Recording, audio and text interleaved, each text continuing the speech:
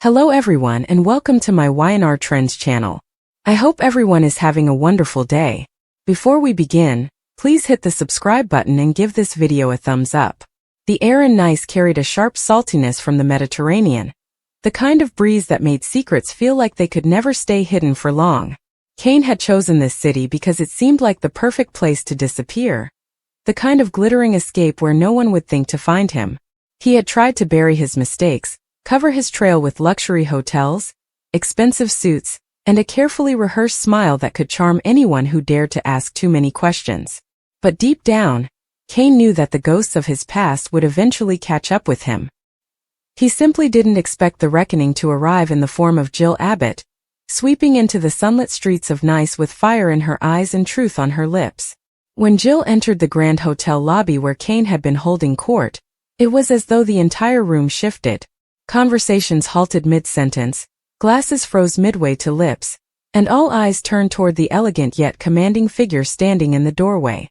Jill wasn't simply visiting. She was arriving with purpose, every step echoing like a warning. She carried with her the weight of years of history, betrayals, and family entanglements that had long defined her life. But more than anything, she carried proof. Proof that Cain had been playing a dangerous game far longer than anyone realized. Cain, sitting comfortably with a glass of champagne in hand, nearly dropped it when his gaze locked on hers. His carefully maintained facade cracked, just for a moment, enough for Jill to see the panic he tried to disguise. She didn't speak right away, letting the silence stretch to the point where the tension became unbearable. Everyone present could feel the storm brewing, though few understood the depths of it. Cain forced a smile, rising from his seat as though this were nothing more than a pleasant surprise. "Jill," he said with a smoothness that came too easily, "what brings you all the way to Nice?" His tone carried the pretense of charm, but his eyes betrayed the dread bubbling beneath the surface. Jill, however, wasn't here for pleasantries. She moved closer, her heels clicking with authority, her expression unyielding. "You," she answered, her voice sharp enough to slice through the false warmth Cain was trying to project. "I came here for you, Cain. And this time, you're not slipping away with your half-truths and empty apologies." The crowd murmured, curiosity sparking like wildfire.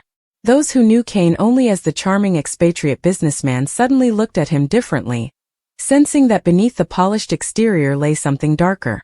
Cain's confidence wavered as Jill pulled a folder from her bag, her hand steady, her eyes locked on him with a mixture of disappointment and fury. The folder slapped against the marble table as she dropped it in front of him. Papers spilled out, photographs, documents, and evidence that had taken her weeks to compile. Jill had been quiet for too long, watching Cain weave stories and manipulate situations, but she was finished protecting him. "You thought you could hide here, pretend you were starting fresh," she said, her voice low but laced with venom. "But Cain, I know everything. And now so does everyone else." The words carried an explosive weight, and Cain felt the ground shift beneath him. He reached for the folder, but Jill's hand came down hard to stop him. She wanted the world to hear the truth, not just him.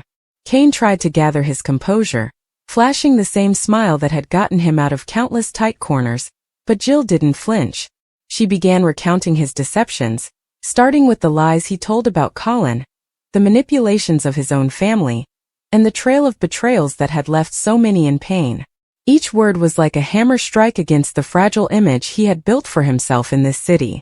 The crowd, once charmed by Cain's presence, now hung on Jill's every revelation. Murmurs turned to gasps, and faces once friendly to Cain hardened with judgment. For the first time, Cain couldn't charm his way out of the room. Jill had stripped him bare, exposing him not just to those he wronged back in Genoa City but to everyone around him now. And yet, as Jill continued, her anger gave way to something more complicated: heartbreak. She had cared for Cain, defended him more times than she could count, and tried to see the best in him when others saw only trouble. But this time, the depth of his deception was too much even for her. Her voice cracked slightly as she said, "I believed in you, Cain. I stood by you when no one else would. And this is how you repaid me. By dragging our family's name through the mud, and thinking you could run away from the wreckage you caused." Her vulnerability cut deeper than her accusations, leaving Cain cornered not just by evidence, but by the weight of a mother's shattered trust. Cain opened his mouth to respond, to defend himself, but the words wouldn't come. For once, his gift of persuasion had abandoned him. Jill's eyes stayed locked on him unwavering, even as he searched desperately for something, anything, that might salvage the moment. The silence stretched until it became unbearable, and the reality of his situation sank in. Nice was no longer his sanctuary. Jill had ensured that. And with every revelation she laid bare, Cain realized that the walls were closing in, and there was no easy escape left for him. The air in Nice was unlike any Jill Foster had ever breathed, a fact that struck her with a profound and bitter irony as her private car navigated the winding, sun-drenched roads leading from the airport to the heart of the city.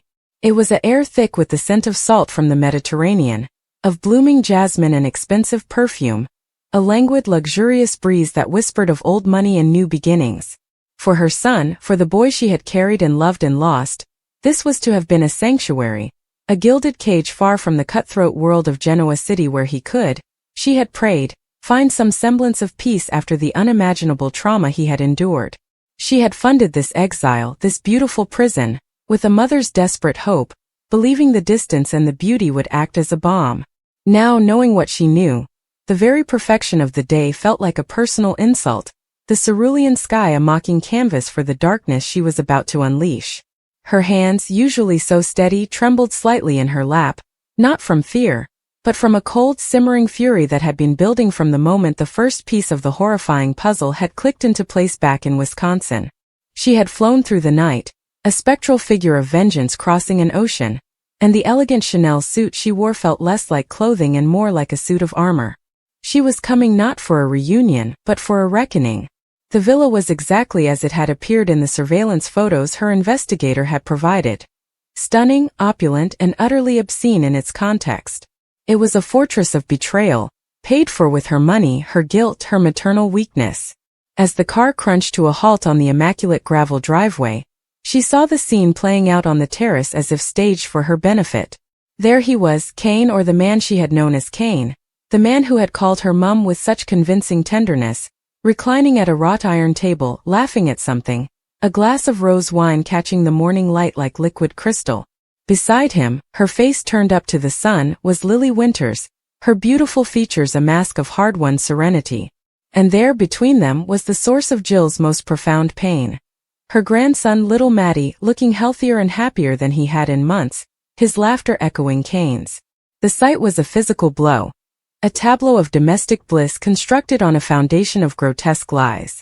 This was the image he had sold her, the image that had kept the money flowing and her suspicions at bay.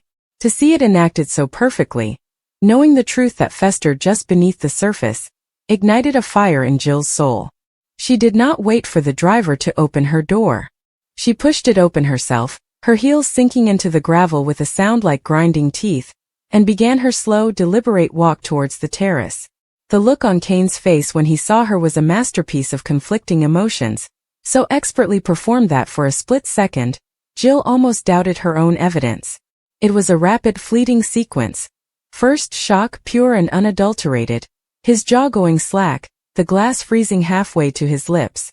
Then a forced, practiced warmth flooding his features, a mask of delighted surprise. But beneath it, if one knew to look, and Jill knew to look, was the cold, sharp glint of panic, the frantic calculations of a cornered animal. "Mom!" he exclaimed, the word now sounding like a blasphemy to her ears. He rose, his movements just a shade too quick, too eager. "My God, what a wonderful surprise! What are you doing here? Why didn't you call?"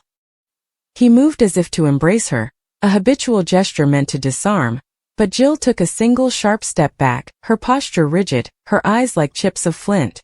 The air on the terrace instantly changed. The gentle breeze now felt cold. Lily, her smile faltering, stood up, her protective instincts immediately shifting towards Cain. "Jill? Is everything all right?" she asked, her voice laced with confusion and a dawning concern. Jill did not look at Lily. Her gaze was fixed on the imposter, the architect of this entire cruel fiction. "Don't," Jill said, her voice low but carrying with the clarity of a shattering pane of glass. The single word cut through Cain's feigned joviality, silencing him more effectively than a shout. "Don't you ever call me that again. Don't you dare."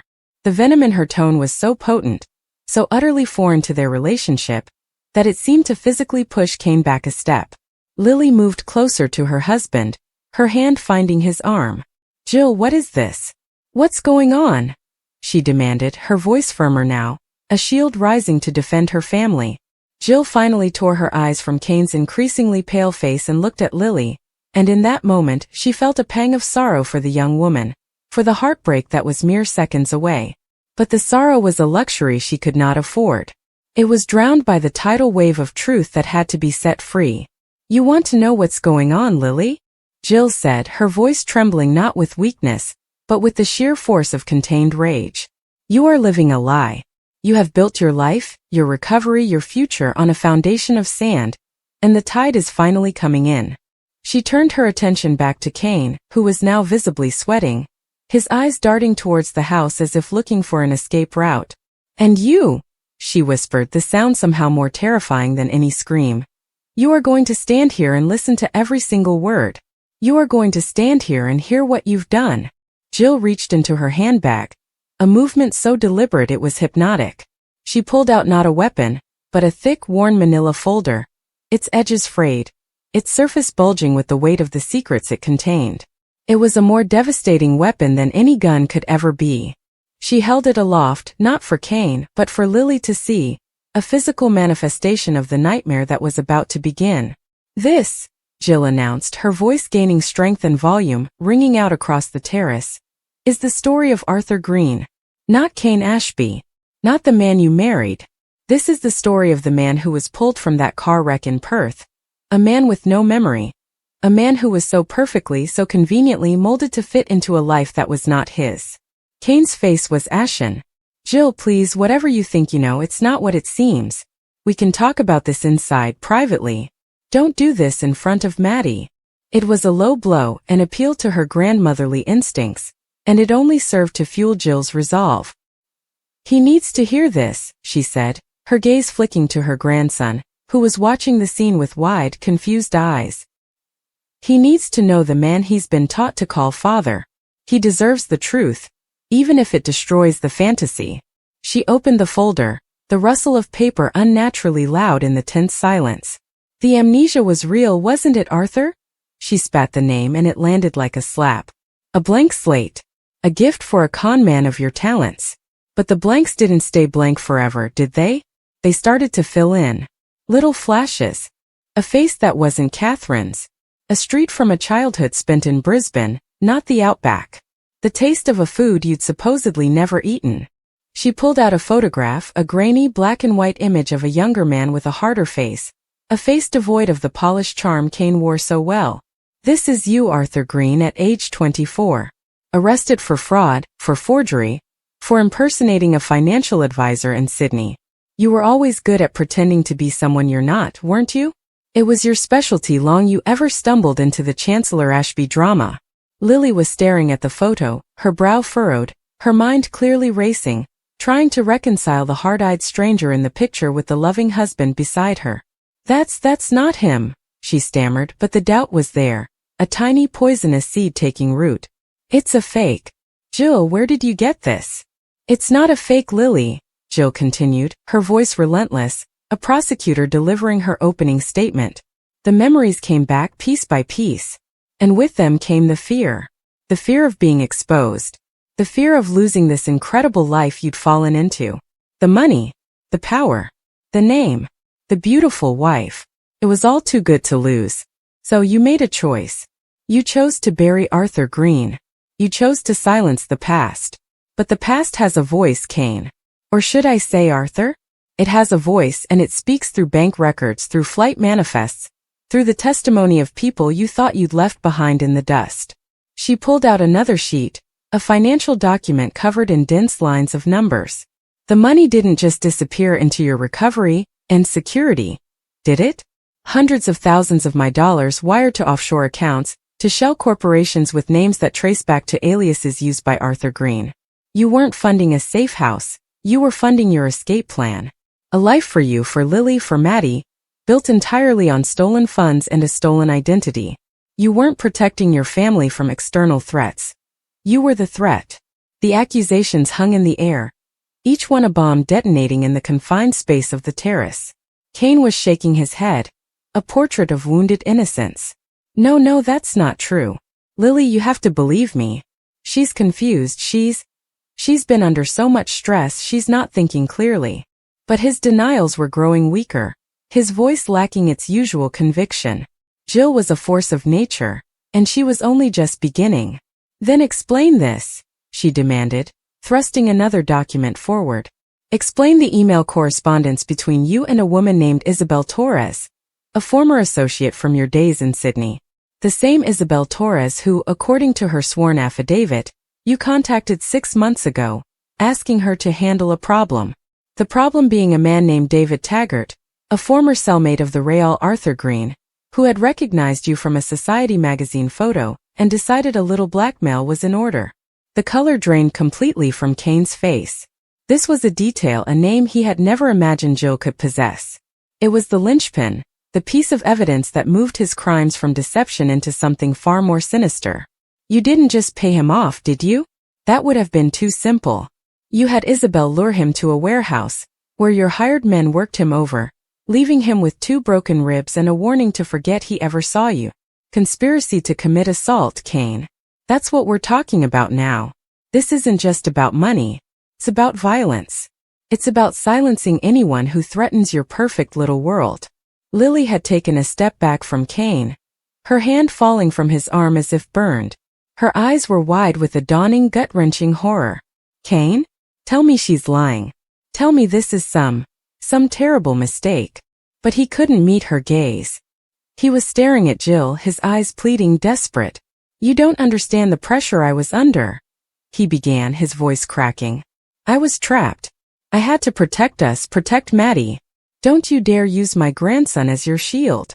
Jill roared, the sound so raw and powerful it made everyone flinch. You weren't protecting him. You were protecting your secret. You were protecting the lie.